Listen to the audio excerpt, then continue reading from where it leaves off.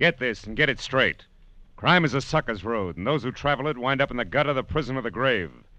This time I tangled with a mad Scotchman, a phony English lord, and a beautiful blonde corpse in a freight house, all because of a butler who walked on his knuckles.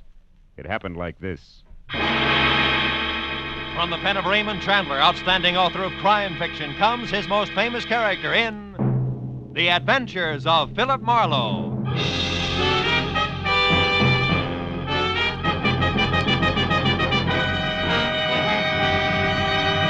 Now, with Gerald Moore starred as Philip Marlowe, we bring you tonight's exciting story, The Monkey's Uncle.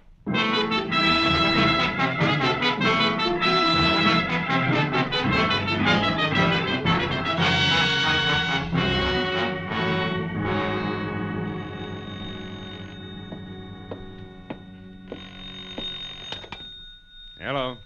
Mr. Philip Marlowe, please. It's very important. This is Marlowe. Oh, thank heavens you're still in your office at this late hour, Mr. Marlowe. I must have your help at once. What? Cornelius' life is in danger, man, and time means everything. Now, sir, Oh, wait a if you'll minute, wait a come minute. Who directly- are you? Who's Cornelius? Where you calling from and about what? Let's have it a slow step at a time, huh? Aye. My name's Wesley Macduff, Mr. Marlowe. All right, lead on, McDuff. I'm calling from a telephone booth opposite the Beekman Plaza Hotel on Hollywood Boulevard where... Ashley Duke. Ashley who? Going for the Beekman Plaza. Lord Ashley Duke himself, across the street. Now, wait a I've minute, got to get to him. Mr. Marlowe, hurry. Meet me in the hotel lobby. Yes, Be quick, but- man. We've got to stop them. They're going to kill Cornelius. My first reaction was to forget the whole thing. But curiosity is strong stuff with me. Any triumvirate labeled Wesley Macduff, Lord Ashley Duke, and Cornelius had to add up to Screwball no matter where you started. But the word kill was still big in my vocabulary, so I buttoned the office up quickly, got down in my car, and drove over to the Beekman Plaza Hotel, where a 10-minute stand in the lobby produced nothing closer to worried Scotchman than the plaid covering and a sagging Morris chair. And at the reception desk, there was no Wesley Macduff registered or ever heard of. I'm sorry, sir. So at that, I was ready to call it quits. I turned for the door, but before I got there, I was stopped. The uniform said bellhop, and the sprinkle of freckles plus blonde cowlick said all-American boy. But the shifty eyes and the narrow mouth that slid over to the side of his face when he talked said something else, like racetrack tout. Say, pardon me, sir, but I happened to overhear you ask after a Scotchman. Wesley Macduff, was it? Yeah, you know where he is? Well, yes, and, Yes, and how much? 10? 5. Okay, sport, 5. Hmm. But let's get out of the traffic, huh? Over here under this map, like I was pointing out something to you. That's a fresh idea, yeah. Thanks. The Viva? Oh, here. Now, where's Macduff? On his way to Burbank, dead drunk. You're crazy. I talked to him less than half an hour ago. He was stone sober and a long way from the party mood. Could be. But 15 minutes ago, I helped Lord Ashley Duke pile him into a cab. Wait a minute. Ashley Duke, how does he fit? He found this Macduff in the alley outside. Oh. I was just coming back from dinner when I saw him pick the guy up. He couldn't say a word. Huh? But a Blue Shield medical card we found in his wallet read Wesley Macduff, 13 Vineland Avenue, Burbank. Boy, he was out colder than my old man. Yeah. and Now listen, Junior, here's another 5. Fill me in fast. Who's Lord Ashley Duke? A nightclub character. Entertainer. Lives here with his wife, Lady Ashley Duke, when they're in L.A. Well, is he legitimate, this Lord business? Nah, but he plays it to the hilt. Why, after we piled that Macduff into the cab, he dusted his white gloves off genteel-like, slipped the monocle he wears into his eye, and grabbed another cab and shoved. He's a phony. His real name is Bert Dukes, and Milady is Gert. And on her, it shows. What do you mean shows? That the second she gets behind her door, they got suite 312, she climbs out of her accent like it was a tight girdle. Especially when she and that niece of hers go at it. Yes, sir, the famous Merrimack Caverns are on Route 66 near St. Louis. Oh, good evening, Mr. Fisher. Good evening, Tompkins. Okay, where were we? The niece. Oh, yeah. Quite a doll. Her name's Merle Brimmer. Acts as a business manager, so she must also have brains. Now tell me, who's Cornelius? Cornelius? Yeah. What's breaking you up? Who is he? Nobody but the star of the act. The Lord and Lady do a farce thing, a takeoff on English drawing room stuff, and Cornelius plays the butler. Plays it in a derby and a boiled shirt, no less. Why the giggles? You've seen a derby and boil shirt before? Yeah, sure I have. But on Cornelius, it looks different. You see, mister, he's a chimpanzee. The affair Cornelius definitely added Screwball. But I also knew that prospective client Macduff had been sapped and piled into a cab for good riddance. which could add to less than funny. So I decided I'd look around a little longer, especially in the vicinity of Milady's chamber, number 312. When I stepped out of the elevator on the 3rd floor, an owl-faced waiter was just piloting a dinner cart loaded down with dirty dishes out of the room. And when the cart joggled onto the corridor rug, it nearly upset a coffee pot, which left the waiter's mind on the juxtaposition of cart and pot and not the door. It he'd left open inches. I waited till he passed me.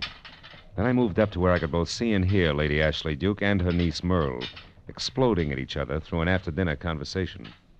The former was built like an upended blimp with as much charm as a mooring mast. The latter was blonde and female, spy beautiful. And also she was nonchalantly slipping a shiny 32 automatic from desk drawer to purse. Oh, now, wait a minute, Gert. Before you snap a stay, you listen to me. Why? So you can explain once more how poor Uncle Bert's idiotic mistakes are just bad luck. $10,000 worth of bad luck. Nuts. Bert don't know anything about investments. He shouldn't be allowed to touch a red cent. And, my pretty, from here on out, that's exactly the way it's going to be. Believe me. Oh, cut it, Gert, and quit blaming Uncle Bert and me. Are you kidding? Why shouldn't I blame the two of you? He's a jerk, and you... I never wanted you with us in the first place. My niece. Ha! Oh, shut up. And remember, dear Aunt, your husband likes me around. I'm good for his morale, he says. He'll never let you fire me. So don't waste your breath. Auntie? Get out of here. Go on, get down to the freight house and keep your eyes open. We don't want to lose Cornelius. Don't worry, darling. Guard duty's an old specialty of mine. Yes, who is it? Name's Marlowe. I'd like to see Lord Ashley Duke. Oh, well, Oh, well. Yes. He's not in, but what did you want to see him about? Business. Can you help me? Perhaps. You see, I'm his business... She used to be his business manager. She was just leaving, weren't you, Merle, darling? Yes, Merle, darling, was. Mr. Marlowe, Lady Ashley Duke. Goodbye, Auntie. Unhappy, huh? Oh, rather. Now, sir, to save each of us time, let me be blunt. Lord Ashley Duke is no longer interested in making any investments whatsoever, nor will he be interested at a future date. Is that clear, sir? Yes, like well water, Lady Ashley Duke, and if I were looking for an investor, I'd keep it in mind. But you see, I'm a private detective working for Wesley McDuff. A paper? A lousy paper pushing his way in here. Why take are it you... easy, Gertie. Let go. Get your filthy hands off me. Sure. Just as soon as you get back into neutral. I also want to save us time, and I want to save Cornelius, too. Now, do we talk or wrestle? Which? Oh, all right. 7 weeks ago, Lord Ashley Duke and I bought Cornelius from that crazy monkey raiser out in Burbank. We paid McDuff $30,000 for a run-down 17-year-old chimpanzee. Well, then why do you want to kill him? McDuff thinks you're going to. Yeah, McDuff's crazy. Just because we change our minds and instead of staying here in L.A., decide to go on the road. McDuff thinks Cornelius will catch cold and die. So he wants him back. Yeah, but you'll get your money back. Yeah, but what about the 7 weeks of work just to teach him to drop a glass? Not only that, he's a wonderful imitator. I can see your point. Besides, a deal's a deal. And we're taking the risk of Cornelius's death, not the loon who runs that Burbank animal farm. Why, that Scotchman thinks every animal in the joint's related to him. It's an old idea, honey. But look, Lady Ash... At what? We've had our talk, people. Now get out. Go on. Go on, get out before I forget I'm, a lady.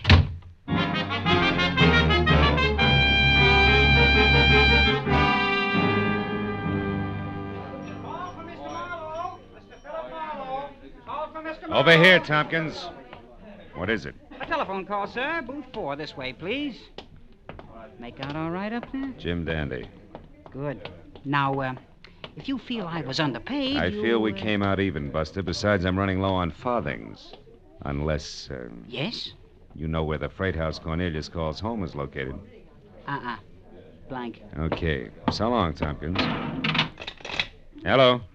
Mr. Marlowe? Yeah. You all right, McDuff? Hey, it takes more than a foul blow in the dark to stop me, man. And it's just what Lord Ashley Duke is going to discover in many minutes. What do you mean?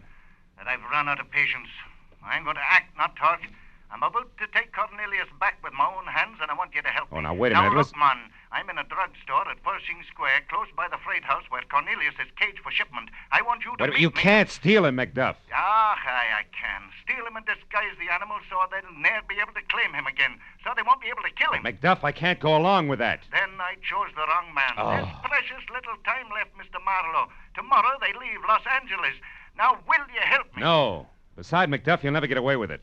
There's a girl, Ashley Duke's niece, who's got a gun, and I... Macduff! Macduff!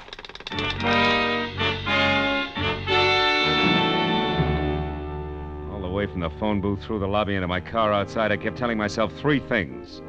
One, I wasn't working for Macduff. Two, Macduff was about to commit a crime. And three, I couldn't worry about the gun in Merle Brimmer's purse. It was all none of my business. So when I was in behind the wheel of my car, I pointed it toward my apartment on Franklin, lit a cigarette, and forgot about the whole thing. But a block later, I threw the cigarette out, turned, and headed for Pershing Square. Scots with animal farms in Burbank obviously weren't the only crazy people in Los Angeles.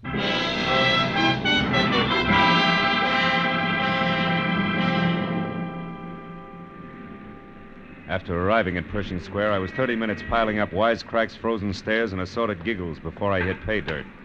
A bottle boy with a great memory. Yeah, sure, I know the place. Only spot around it'll ship live animals along with the rest of the stuff that they handle.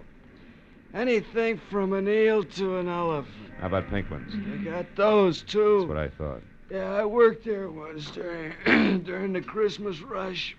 Made the price of a fifth in one day. Now, look, you'll do it again right now if you can tell me one thing. The address, what is it?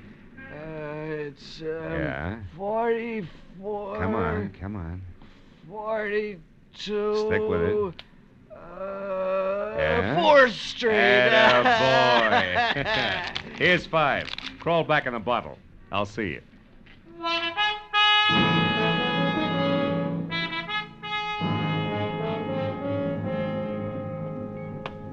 The neighborhood was half residential, half industrial, and all run down, including the freight house, which was 2 windowless stories of dirty red brick hovering over a loading ramp on a deserted, shadowy street.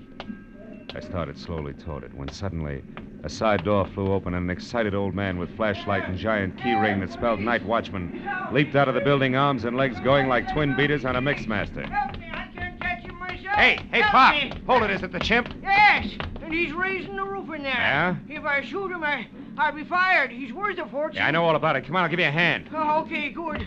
Now, let's go. Where is he? Upstairs, hanging in one window at the back. I just turned the lights on, and there he was. Oh. When he seen me, he grabbed a stick from the floor and started beating things with Oh, it. fine. And then he broke the window and began to swing on the block and tackle that runs outside from the roof to the ground. Look, there he is. Yeah, still beating. Hey, Doc, Pop, he's gonna fling it. There he goes, down the road. And away. Well, all right, Pop, we better call the Look. cops. Over there, near his empty cage. It's a girl. Blood all over her head. Holy smoke. Merle Brimmer. She dead? Yeah. Beat to death with a stick the chimp just threw at us. Then you think the monkey did it? I don't know. Maybe yes, maybe no. He's a great imitator, Pop. It could have been somebody else. Not the monkey? Then who? Who else? A monkey's uncle. A Scotchman named Macduff.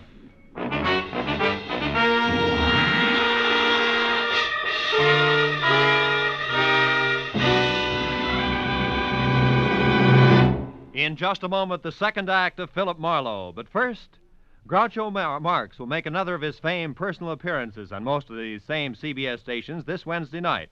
Groucho Marx, whose many activities include emceeing You Bet Your Life, one of the craziest quiz shows on the air. You're cordially invited to hear Groucho Marx every Wednesday on CBS. Now, with our star, Gerald Moore, we return to the second act of Philip Marlowe and tonight's story, The Monkey's Uncle.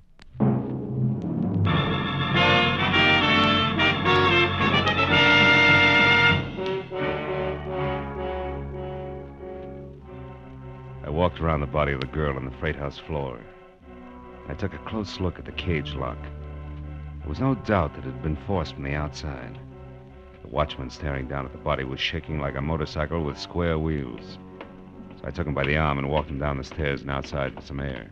It's terrible. I don't know what to do.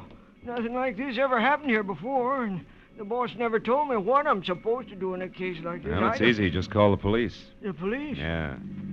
Also the SPCA and Frank Buck. Chances are we'll need them all before the night's over. Okay, mister. Thanks. Hey, who's that getting out of that cab? From the top hat, cape, and spats, I'd say it was one Lord Ashley Duke, the legal owner of the chimp. Oh, what are you two blighters staring at? Out of my way. Just a moment before you go inside. I want to talk to you, Lord Ashley Duke. You know my name, do you? Well, now, by Jove, that's interesting. I don't know you, sir. I'll survive. Why'd you come down here tonight? Because I heard that my niece was here, protecting my property. And that's no suitable task for a girl. Not capable to do that sort of thing, you know. It's a man's job, you know. I had a beastly time finding the place, too. You haven't been here before, huh? Oh, yes, a couple of days ago. But that was in broad daylight. Now, stand aside, One sir. thing more. Why did you slug Wesley McDuff tonight and dump him in a cab? Just who are you, anyway? Private Detective Philip Marlowe's the name. Sounds British enough. About as British as you are. Oh, yeah. And you, I presume, are the watchman. Yes, sir. That's me, Your Highness. What about McDuff, Your Highness? There's no choice. The blighter wanted to welch on the transaction we've made. I refused, and he threatened me. So I bopped him. And then made out he was intoxicated, you know. Packed him off in a cab, you know. Yeah. Nevertheless, when a man sells me a monkey, by George, that monkey is mine. And thought that treatment might bring Macduff to his bloody senses. Well, it didn't. It made him tougher. And what's more, the chimpanzee is gone, and... Cornelius is gone. Hey, wait a minute. Come on, Pop. Okay. Well, dear, where are you? Merle? What? Merle? Merle, what's happened to you? Oh, no. Merle, baby. That's the way she was when we found her. And that crazy monkey was in here just jumping up and down like he was throwing a fit. It was Macduff. Macduff, that's who it was. That madman. Holy mackerel, what was that? I don't know, but I'm going to find out. You stay here.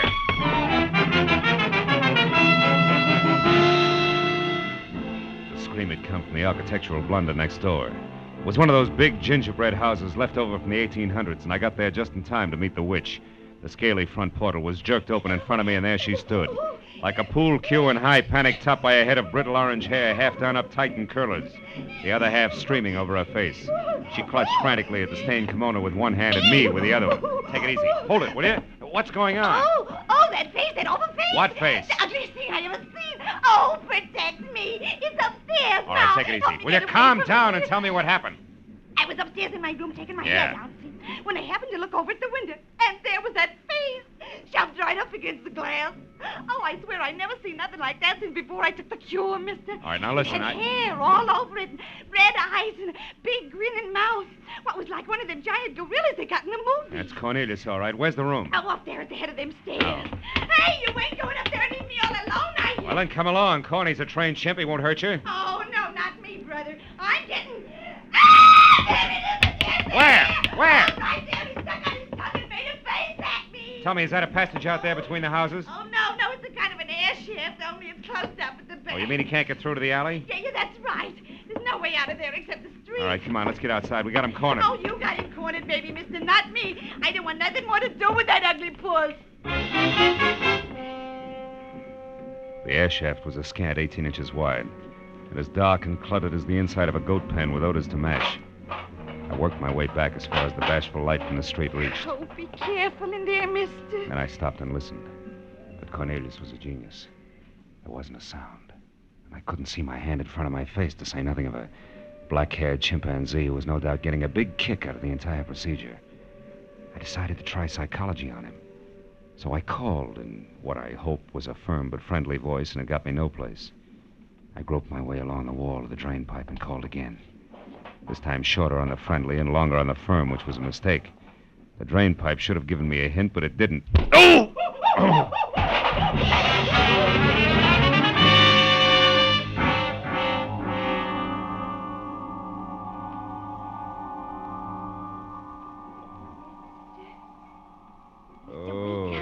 What? Look, come on, snap out of it, What's the mister. matter? He's gone. Hold on, who's gone? That gorilla. It was up on the drain pipe. It hit you on the head with something, then ran right past me and got away in a taxi. Oh, come on, let's get out. Oh, wait a minute, baby. I could have sworn you said the monkey took a taxi. Yeah, you did. I watched the whole thing. My. As soon as it got out in the street, a man in a checkered tan with a crooked stick in his hand came out from between them buildings over there and called it. They ran up to a taxi. The driver jumped out and they drove away. I seen him. The driver jumped out and they drove away. Yeah. I don't think you took the cure soon enough. Well, I seen something else, too. Huh?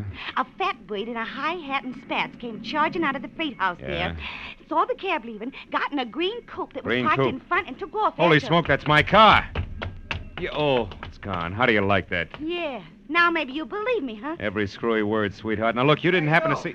Well, look, that's the cab driver there. Did anybody see what happened? I gotta have a witness. My taxi was hijacked off of me by two crazy guys. One of them looked like an ape, exactly like an ape. Move over, bud. We're on the same raft. My car's gone, too. Tell me what happened, will you? Start at the top. Okay. Tonight I bring this big shot in a high hat down here to the freight house. He hops out, tells me to wait, see? Yeah? So I drive down the block and turn around. I'm parked right over there trying to grab a quick 40 winks when up comes this loon. A Scotchman? Yeah, that's him. Yeah. He throws me a fast address and starts getting in, see? I politely tell him the flag is down, but he keeps coming. You see, it's just Yeah, like I know. said. It's just like it. Now, look, did you ever see this Scotchman before? No, never. I figure maybe he's got a snoot full of happy days, nothing more. Uh-huh. So I'm reaching over to block him when a pair of hands that feels like a doormat with muscles grabs me around the neck. I twist around and look, and what do I see? Cornelius. Him I don't know, but an ape man is crawling in my window. So help me, I'm rubbing noses with a missing link. Yeah, I know. Then what happened? Mac, I jump out of the taxi, and before I know it, the old geezer gives me a clout with his stick, piles in. The next thing, my taxi's gone just like that. You gotta believe me, somebody's gotta back me up. If I try this on the cops, they'll have me in a padded cell in no time. Well, don't worry about it, fella. Just reach hard for that address the Scotchman gave you.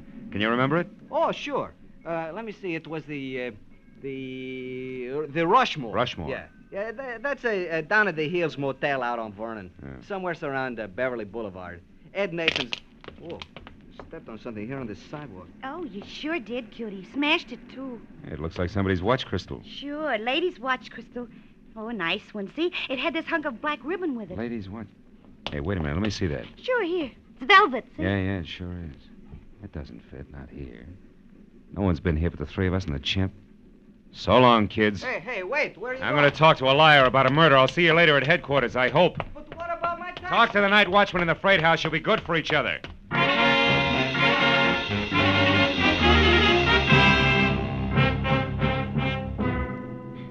I was 2 blocks on foot, finding another taxi in 15 minutes, getting from there out to the motel, worrying all the way because I'd left my gun under the front seat of my car.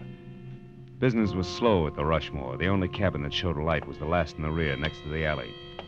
I was sure of what I'd find inside, in spite of the fact that neither the stolen cab nor my coupe was anyplace in sight. When I heard the voices, I decided to bluff it. I went up to the front door and pressed my ear against the flimsy panel. Anyway, a bargain's a bargain, McDuff. You'd have done better to stick by it. I'd have stuck by it if ye had your scurvy crook. Don't reach for your chain.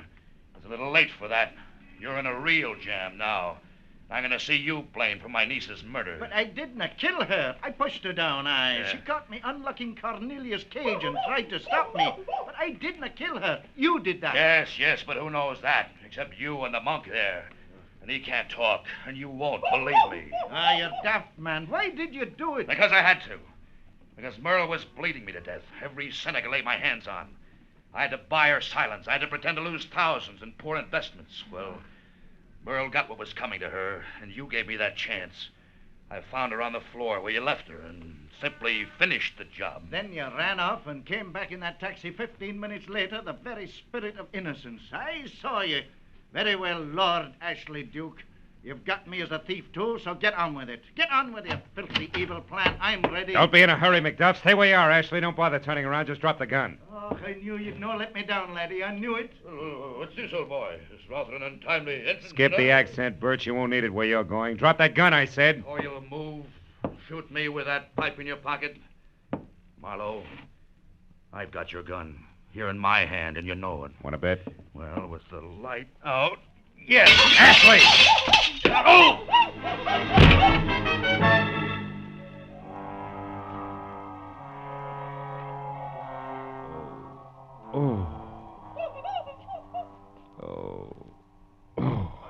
It's a very strange thing, lad. He hit you but once, Huh? but there are 2 lumps on your skull. Do you ken this condition? Never mind. Skip it. I don't want to talk about it. Oh. Where's Ashley? Trussed up there in the corner. He should be coming around soon. You see, Cornelius, as you've no doubt learned, is a great imitator. When he saw Ashley bat you on the head with a gun, Yeah. he grabbed McCain, leaped up on the dresser there, and batted Ashley on the head. Oh, no. Not with this headache. Hey. Don't tell me I'm indebted to that. Just when I was learning to hate him. Aye, we both are, for our lives. Yeah. But tell me, what does a black velvet ribbon and a watch crystal mean? You mumbled that over and over while you were out. Oh. Well, that's how I knew Ashley was a liar and a killer. See, the cab driver stepped on a round piece of glass that looked like a watch crystal with a ribbon attached. Uh-huh. Happened on the sidewalk in front of an air shaft. Actually, the glass was a monocle. Oh, dropped by Lord Ashley Duke, eh? No, Ashley'd never been at that spot. No? But if Cornelius had, and if Cornelius dropped the monocle, it indicated that Lord Ashley Duke had been someplace with Cornelius early at night, you see? Ah.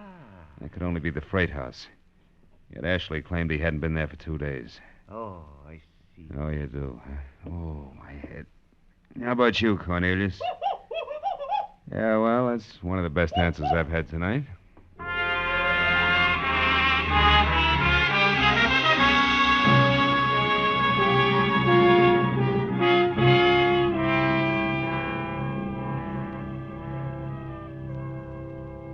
It didn't take long at police headquarters. Maybe an hour altogether. A killer was locked up for trial, and the key witness ate 3 erasers, spilled a quart of ink, and broke a window before the homicide boys finally gave up. I watched the phony Lord Ashley Duke walk down the corridor to his cell. Any connection he had with man was just the category. Then I watched McDuff and company leave, too. A couple of regular guys. The monkey, and the monkey's uncle. A genuine old Scot who loved life, and his shuffling friend whose only limitation was his inability to speak. But he communicated all right. In the only language that means anything. Love of one creature for another.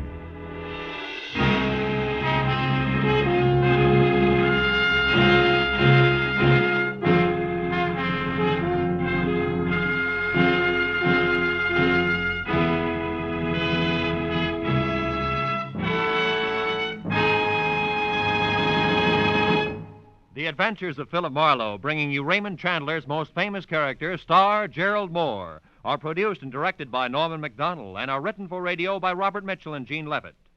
As a special note of interest, Philip Marlowe fans, you'll be glad to know that Radio and Television Life magazine has this week named Gerald Moore as the best male actor in radio. Featured in our cast were Mary Lansing, John Daner, Tudor Owen, Sam Edwards, Michael Ann Barrett, Harry Bartell, and Junius Matthews. The special music is composed and conducted by Richard Orant. Be sure and be with us again next week when Philip Marlowe says... This time a case-hardened car hop knocked me down a flight of stairs. An honest woman was strangled by a green silk sash, and a simpering dandy was shot to death. All because of a run-of-the-mill traffic accident 500 miles away.